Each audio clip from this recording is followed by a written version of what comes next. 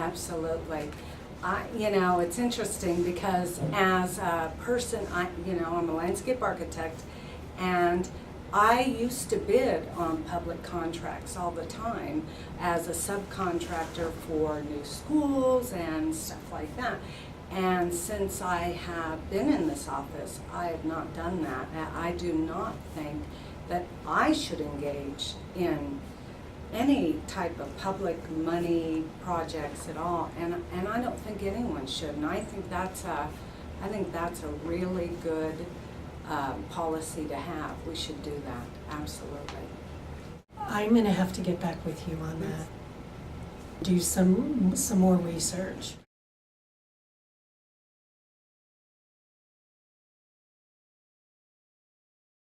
I agree that public education here in New Mexico needs to be reformed.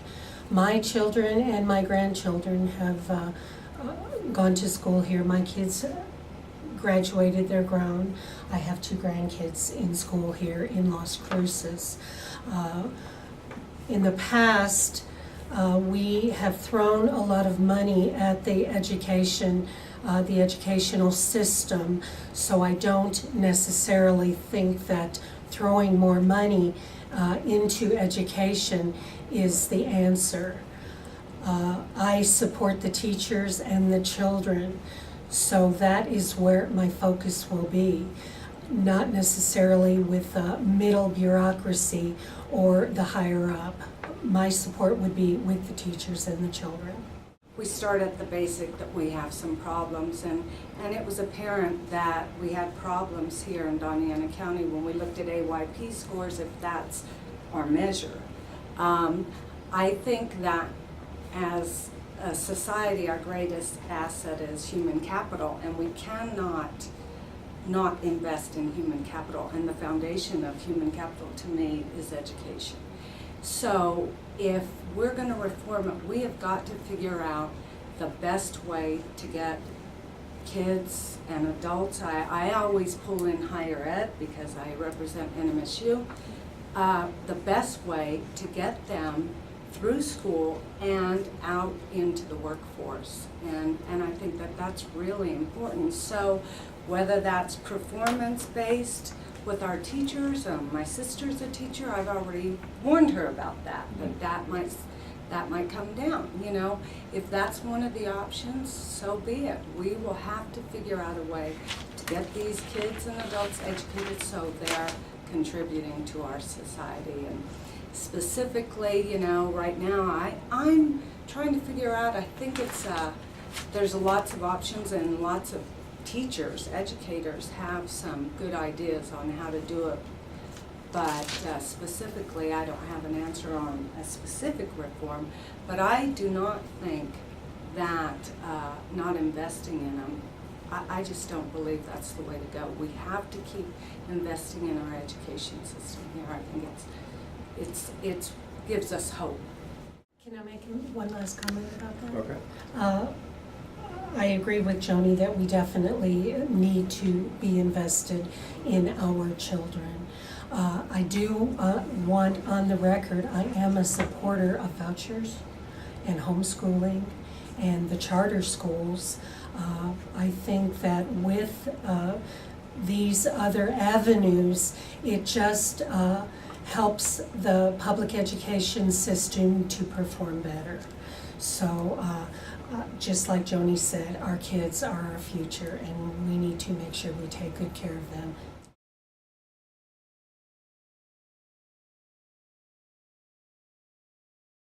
Well, as I said before, I think education should be one of the last, and I think anything that deals with my constituents, I looked at the demographics of my district, and 30% are public employees, and I think that's pretty much across the board in Doña County.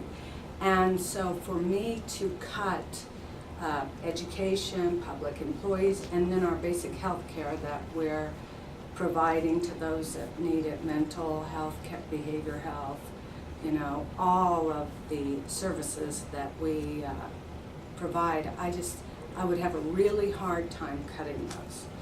Then as far as enhancing revenue, we have to look, at new ways. We're looking at restructuring government because I, know we have inefficiencies. I mean, everyone knows that there's inefficiencies all at every level, local and state. But I just feel that we're going to have to look at some innovative ways. Yesterday, I'll just be real brief, but I was at that green energy luncheon, and they were talking about giving tax incentives to green energy.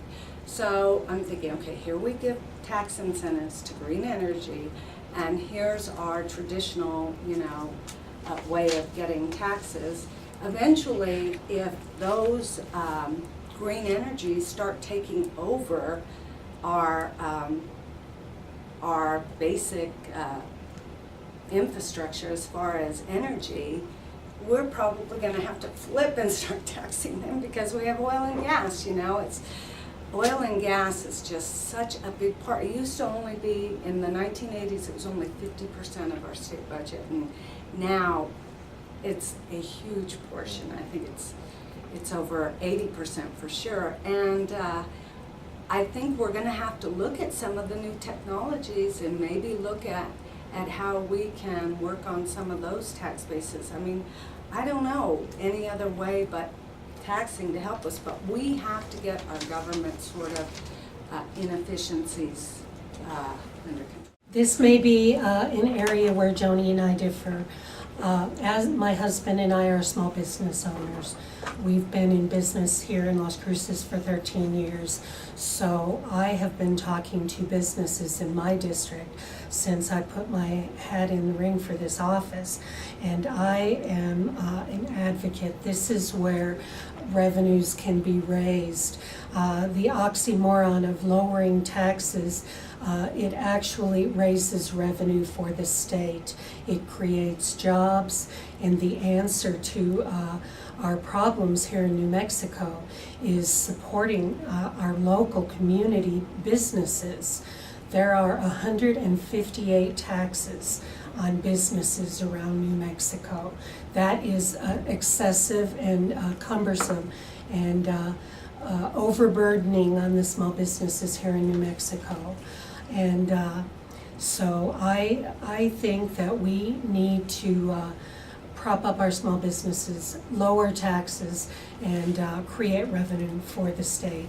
Now, on the spending side, I think that everything needs to be on the table. We need to take a look at every department, every nook and cranny where we can find waste, fraud, and abuse, and take a look at it. We need to rein in spending and cut government. Government has grown in the last 8 years by 50%. That is too much. That is upside down, and I want to see opportunities for businesses and our kids, and this is a good way by supporting our local community businesses. Okay, thank you. Before we, for Sure. time in public office, could you tell us a little bit about who you are, and you mentioned small business Right. and why you're running and Right, of course. My husband and I have a small business called Desert Air Quality. We actually are a green company and have been way before it was cool to be green. We are usually subcontractors. We clean air duct systems with mechanical contractors all over the state. And we are proud to support our local community and pay our taxes. I have 2 grown kids. My daughter and her family live here in Las Cruces. We have 2 grandkids who are in elementary school here. But clarify your masochistic tendencies here to run for office. Why? I don't want our children to leave our state.